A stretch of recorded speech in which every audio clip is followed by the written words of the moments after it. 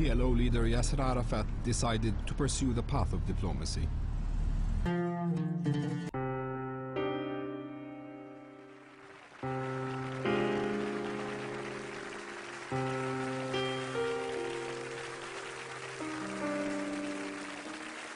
لقد جئتكم يا سيادة الرئيس بغصن الزيتون في يدي وببندقية الثائر في يدي،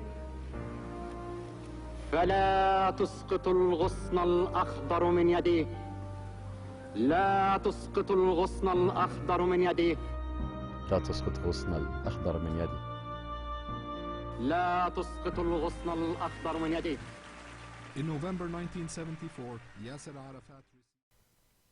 The man who led the PLO for over 40 years and managed the uneasy balance between militancy and diplomacy in the Middle East. Ladies and gentlemen, I present to you my role model, Yasser Arafat. Arafat was born in 1929 to a successful merchant father and a religiously devout mother. His birth name was Muhammad, but he was nicknamed Yasser, which means easy. Arafat's mother died when he was 4, and his father sent him to live with a married uncle in Jerusalem. As a teenager in the 1940s, Arafat became involved in the Palestinian conflict. Before the Arabs were defeated by Israel in 1948, Arafat was a leader in the Palestinian effort to smuggle arms into the territory.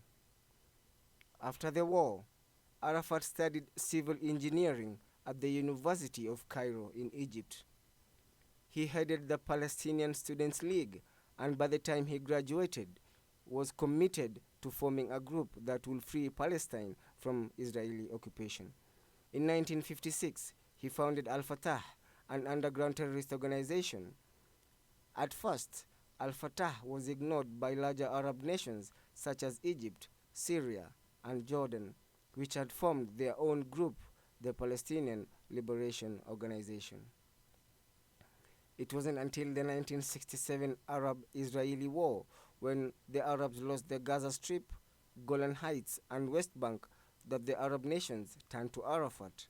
In 1968, he became the official leader of the Palestinian Resistance, or the Palestinian Liberation Organization.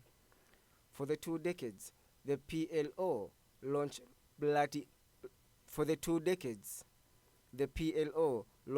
attacks on Israel, and Arafat gained a reputation as a ruthless terrorist. But by 1988, when he told the United Nations that the PLO would recognize Israel as a sovereign state, Arafat had warmed to diplomacy. Grassroots Palestinian organizations continued violence against Israeli targets. However, in 1993, he made for secret peace talks in Norway, Oslo, which led to the Oslo Peace Accord with Israeli Prime Minister Yitzhak Rabin. The agreement granted limited Palestinian self-rule and earned Arafat, Rabin, and Israeli Foreign Minister Shimon Peres the 1994 Nobel Peace Prize. In January 1996, Arafat was elected the first president of the Palestinian Council governing the West Bank and Gaza Strip. However, the Israeli encroachment on Palestinian territory continues till today, as also the Palestinian resistance. Mohammed Yasser Abdel Rahman Abdel Rauf Arafat al-Qudwa, popularly known as Yasser Arafat, was born on 24th August 1929, most probably in Cairo. Some also claim that he was born in his maternal uncle's house in Jerusalem, where his mother, Zahwa Abdul Saud, used to go for childbirth. Yasser Arafat was the 6th born of his parents' 7 children. In Kuwait, Yasser Arafat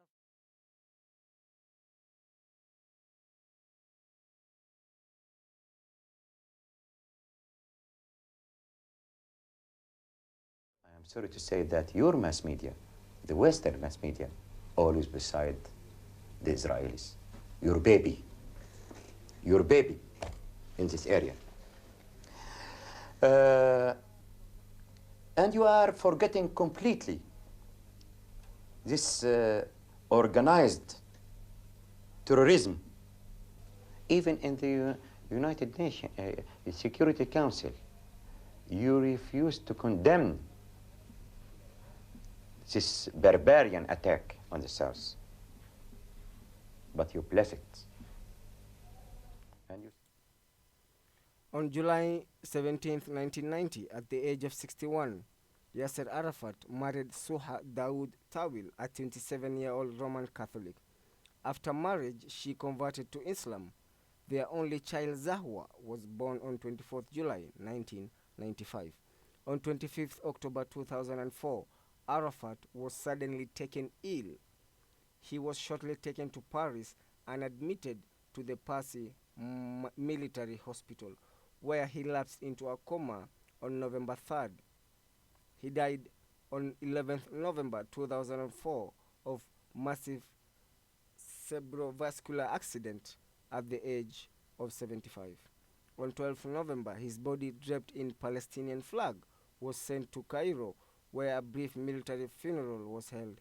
It was attended by several heads of government. Egypt's top Muslim cleric Sayed Tantawi led the prayers. Although Arafat wished to be buried near the Al-Aqsa Mosque in Jerusalem, Israeli authorities refused permission. Therefore, he was buried within the Muqata in Ramallah in Cairo. His last rites were attended by tens of thousands of Palestinians. On 10th November 2007, President Mahmoud Abbas, president of the Palestinian National Authority, unveiled a mausoleum for Arafat near his tomb.